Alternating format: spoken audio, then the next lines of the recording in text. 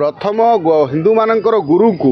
जदि जी अणदेखा करिछि तार परिस्थिति अति भयंकर होइछि। रथयात्रा आमे देखिचंती रथयात्रा समय रे बहुत थर शंकराचार्य रागंती कहीं रागंती तांकू रगई थांती कौ माने जदि जड़े साधु को जड़े आम गुरु को जदि सठिक सम्मान न मिलिबो ताले निश्चित भाव से रागिबे। तमे सरकारी कल बल एते मोह अंध हो गल मोहरे